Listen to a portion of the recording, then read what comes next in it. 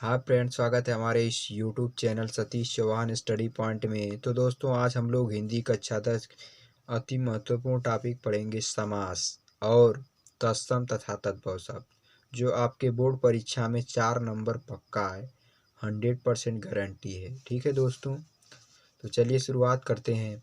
देखिए, समास समास किसे कहते हैं। देखिए, देखिए दोस्तों, इसमें आपको एक भी परिभाषा नहीं आएगी, लेकिन हम आपको सब अच्छे परिभाषा के साथ स्पष्टीकरण बताएंगे। ठीक है ना। परिभाषा एक भी नहीं पूछी जाएगी आपको बोर्ड में, आपको सिर्फ उदाहरण देगा और पूछेगा कौन सा समास है।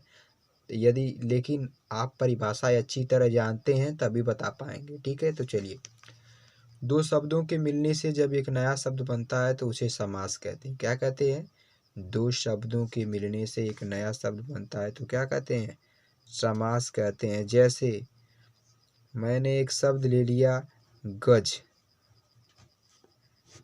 धन आनन, गज धन आनन, और ये दो शब्द मिले और एक नया शब्द बन गया, गजानन। क्या बन गया भाई? गजानन।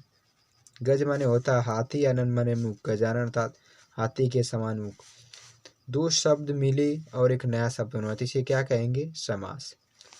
हाँ, समास मुख्य रूप से 6 प्रकार के होते हैं, लेकिन हमें दो समास हटा दिया गया है, जिसका नाम है कर्मधारय और बहुब्रीहि समास। तो मुख्य रूप से हम 4 ही समास पढ़ेंगे। तो पहला टॉपिक है अव्ययीभाव समास। देखिए, अव्ययीभाव समास की क्या होता है?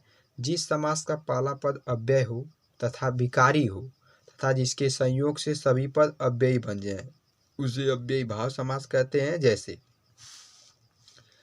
प्रतिमा। देखिए, प्रति विकारी शब्द है, माँ माने प्रति माने एक, माँ माने महीना, तो इसका समास विग्रह होगा हर माह। यथाशक्ति, तो यथा क्या है? विकारी शब्द है या अव्ययी शब्द है, और इसका अर्थ होगा शक्ति के अनुसार। तो पेपर में आपको इसी तरह दिया रहेगा और आपको समास विग्रह पूछेगा, समास विग्रह भी कीजिए और समास का नाम भी लिखना रहेगा। आजन्म, इसमें आ, ठीक है, जन्म जीवन पर्यंत। निर्भय, बिना भय का, बिना डर का।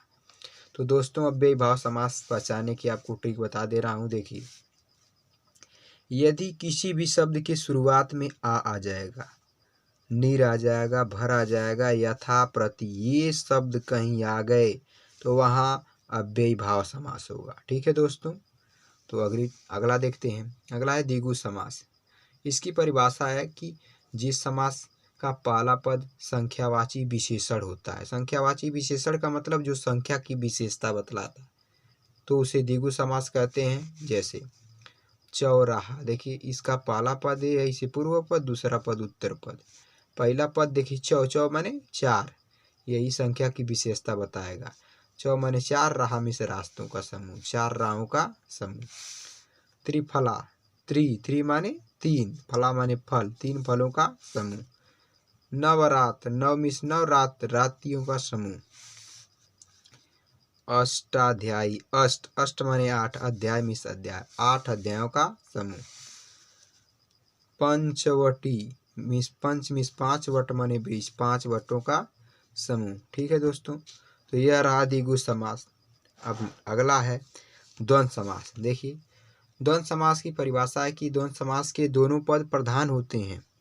द्वंद्व समास के दोनों पद प्रधान होते हैं, परंतु समास विग्रह करते समय इनमें योजक चिन्ह हटकर और शब्द का लोप हो जाता था, जुड़ जाता है। देखिए, माता, जैसे माता पिता, इसे बोलते हैं योजक चिन्ह, और यही योजक चिन्ह जब हटेगा तो और शब्द आ जाएगा, तो माता और पिता। सुख दुख, सुख दुख। दिन रात, दिन और रात। भाई बहन, भाई और बहन। चाँद तारे, चाँद और तारे। सुबह शाम, सुबह और शाम। तो दोस्तों, इस समास की खास पहचान है कि अगर कहीं भी योजक चिन्ह आ जाए, यही होता है। ठीक है, ये योजक चिन्ह है, अगर ये कहीं आ जाएगा, जैसे यहाँ आया है, यहाँ आया, तो इसका समास विग्रह करेंगे, इसे हटाएंगे और सब जोड़ देंगे, तो वहाँ द्वंद्व समास रहेगा। ठीक है दोस्तों, तो अगला है लास्ट, जो हम यही पढ़ेंगे क्योंकि इसके बाद 2 हटा दिया गया तो हम इसीलिए हमारे लिए लास्ट है। तत्पुरुष समास। तत्पुरुष समास देखिए, तत्पुरुष समास की परिभाषा है कि इस समास में कर्ता कारक और संबोधन कारक को छोड़कर शेष सभी कारक आते हैं। तो अब कारक आपको जानना पड़ेगा। तो कारक क्या होते हैं? कर्ता ने कर्म को करण से के द्वारा संप्रदान के लिए अपादान से अलग होने में संबंध काकी के अधिकरण में परपेश संबोधन है वो हरे। ठीक है दोस्तों, तो ये कारक है। अब कारक आपको याद रहने चाहिए। देखिए वन गमन, हमने एक समास लिया और पूछा जाए कौन समास है, तो वन गमन यानी वन को गमन, कोची ना गया तो तत्पुरुष समास, क्योंकि सभी कारक तत्पुरुष समास में ही आते हैं। ठीक है दोस्तों। हस्तलिखित, हाथ के द्वारा लिखित, से के द्वारा लिखित पुरुष समास है, कारक आया से के द्वारा। गुरु दक्षिणा, गुरु के लिए दक्षिणा।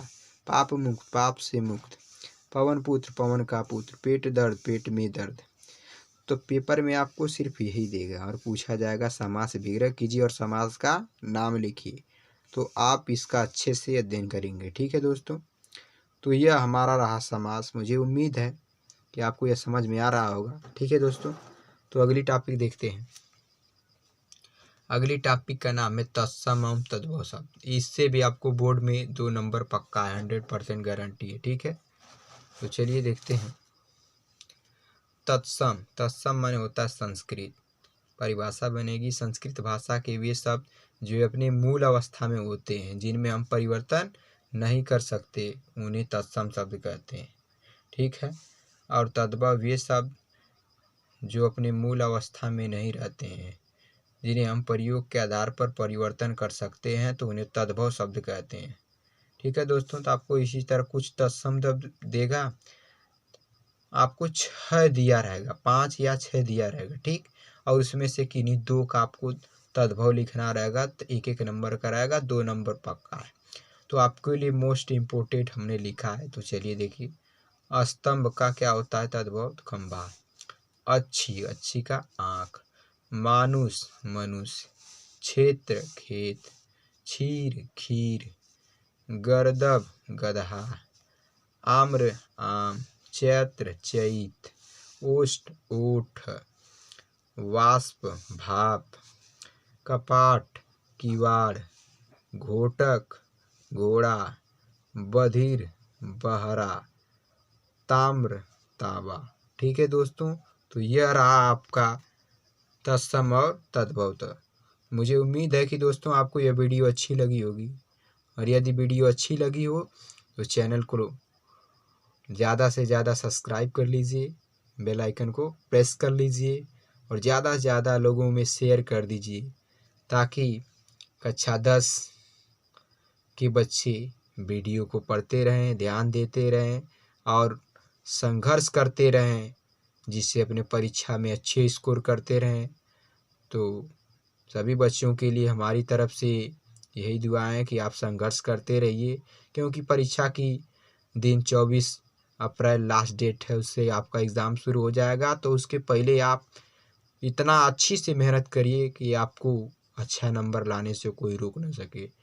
ठीक है दोस्तों, तो इन्हीं बातों के साथ आज की वीडियो यहीं तक। अगले वीडियो मिलेंगे, तब तक के लिए बाय बाय, धन्यवाद।